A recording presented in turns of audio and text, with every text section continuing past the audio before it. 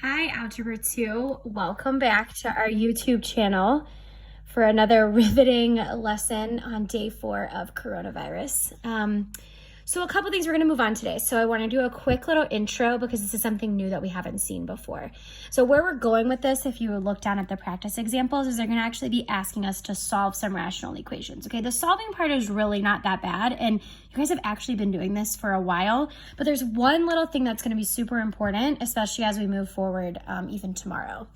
So let's just back up a little bit, and you can just jot this down in your notebook, or you can print out the handout if you'd like. So let's just back up and see if we kind of understand where this comes from. So when I say like a rational equation, rational means ratio, right?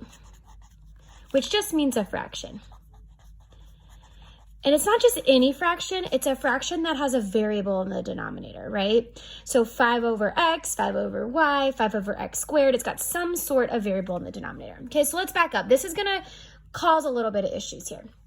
So why is it gonna cause issues? Well, there's something that the denominator can never equal. So 4 divided by 0. I want you to type this in your calculator and tell me what you get. Okay, if you do not have your calculator, I am going to do it up here on my computer. If I can get it up here. All right, so I am going to type in 5 divided by 0. Hopefully this works. 5 divided by 0, and let's see what happens. Divide. And I get the expression contains division by 0. It is undefined. You might also see like undefined or error in your calculator. So we already did 5 divided by 0. It's going to say error or undefined. Well, I can go through all of these. I'm going to get 4 divided by 0. It's going to be the same thing. Error or undefined.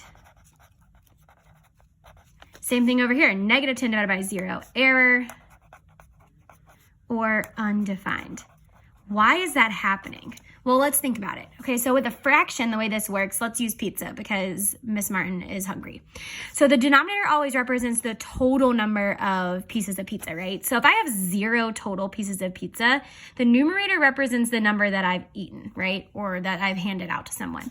So it's impossible for me to, if I have 0 pieces total, I can't eat 5 pieces, right? This just doesn't happen. It doesn't exist. It's undefined. If I have a 0 in the denominator, I cannot have a number in the numerator, right? So when I go to solve an equation like this, there are going to be solutions, but I need to make sure that this denominator is not 0. Okay, that's going to create some problems. So when I go to solve, let's just look at a simple expression. So like, what does that mean for this expression? Well, x could be any number in the world, right? X could be 1. That would work. That would just be 5. X could be 2. That would be 2.5. X could be 5. That would be 1. X could be a negative number. X could be negative 5, right?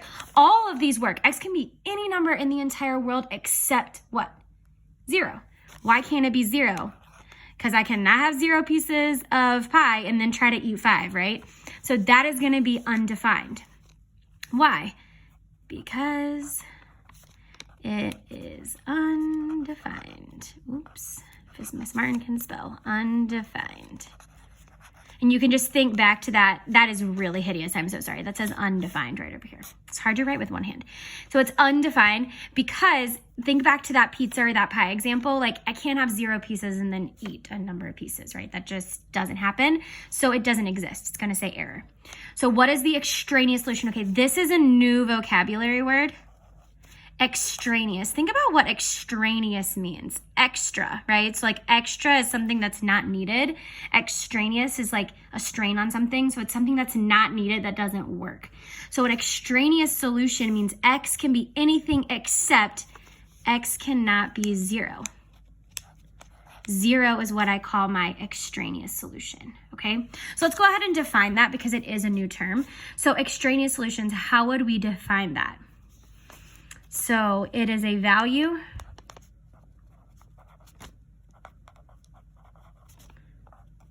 for x that creates an undefined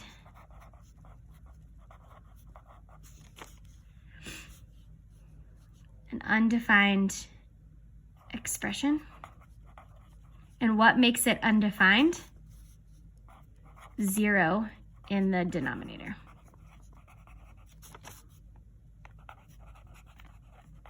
okay? Just said any value of x that will make that denominator equal 0, because that can't exist. So when I tell you to find the extraneous solutions, I mean, what will make this denominator equal 0? So let's look at another example. Like for this one, it was just 0, right? Okay, cool. So let's look at this one and see what happens. So 5 plus x over x minus 3. Okay, so I already know, a fraction. I can't have this denominator be 0, right?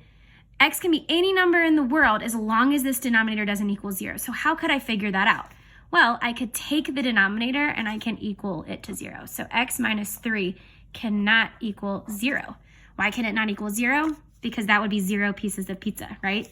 So how would I solve for this? I'm going to add 3, I'm going to add 3, and that's going to tell me that x cannot be 3. So x cannot equal 3. Why can't it equal 3? Because 3 minus 3 is going to give me 0. So what is the extraneous solution? 3. So that's the same thing as what x cannot equal. Why can't it equal? Because 3 minus 3 equals 0, and that is undefined. Okay, I want you to pause the video now, and I want you to try number 4, and then I'll come right back with the solution. So pause now. All right, we are back for the solution. So same thing over here. What can x not equal? Well, I know x plus 4 cannot be 0 because that would make this denominator undefined. So when I subtract 4, I get x cannot equal negative 4. So negative 4. The extraneous solution is negative 4. My answer will be because negative 4 plus 4 equals 0. And 0 is undefined in the denominator. All right, so now we're going to take that concept and we're going to apply these equations. But you need to remember, anytime you solve these equations, you got to double check, hey, is my answer one of these extraneous solutions? So we're going to show you how to do that in the next set of videos.